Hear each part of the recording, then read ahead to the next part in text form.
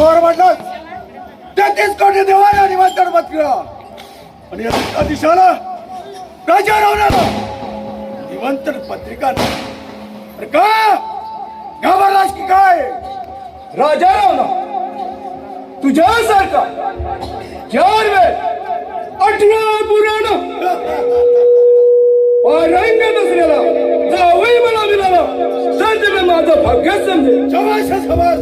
तरीही मला निमंत्रण पत्रिका नाही. परंतु राजाराव तुला निमंत्रण पत्रिका कुणाकडे पाठवावी हेच काही कळत नव्हतं. राजा जर का 33 कोटी देव याच लंकाधीशाचा आदेश म्हणतात. माझा अग्निदेव होता की नाही? राजारावला अग्निदेवाला पत्रिका पाठवली असती. अग्निदेवानं जाळून भस्म केला असता. तुझ्या पत्रिकेचा अपमान झाला असता. राजा जर का माझा वायुदेव होता की नाही? राजारावला वायुदेवाला पत्रिका पाठवली असती. वायुदेवाला उडवून फाडून काढली असती. तुझ्या पत्रिकेचा अपमान झाला असता. बस जनका तू कारण शोधतोयस. माझा वरुण देव होता की नाही? राजारावला वरुण देवाला पत्रिका पाठवली असती. वरुण देवाला विधवून चोळा मला केला असता. तुझ्या पत्रिकेचा अपमान झाला असता. काही हरकत नाही. बोल जनका या सीतेच्या श्रवणाला काय पडला बाल?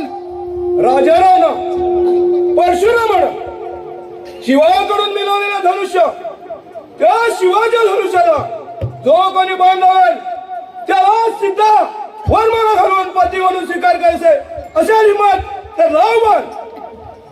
राजा जनका या लंका दिशाला आव्हान और ज्या शिवाचा पर्वत याच बाहुबलानं गदा गदा हरवला. शिवा शरणाला आपला आत्मलिंग वाहन केलं आणि त्याचं हे शिवधनुष्य पणाला या शिवधनुष्याचे ते तुकडे करून अकाय तुकडे फेकेन तर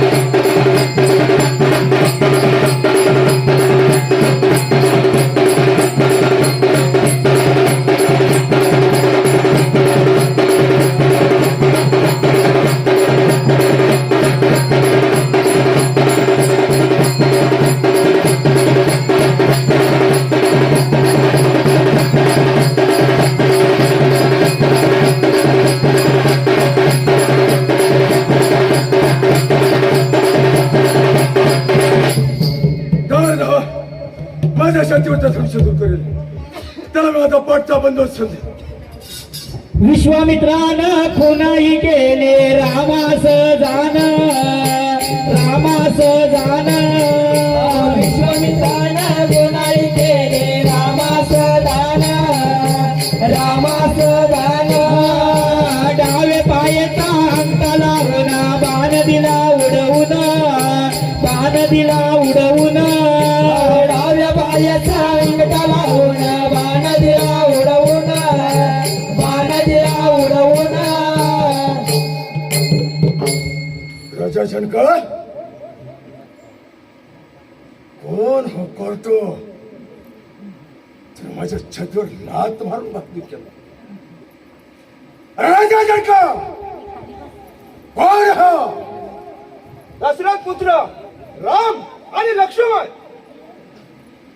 वर दशरथाच्या कर्त्य रामचंद्र माझ्या छातीवर लाट बांधून केस काय हतन दूर केला असतस तर माझ्या पट्टा बंधू समजून माझी सोन्याची लंका तुला दान केली असती. पण आता नाही, आता नाही. राजा जनका तुझी ही कन्या रामचंद्र तुझी ही पत्नी एक ना एक दिवस लंका नगरीत नाही तरच लंकेचा राजा.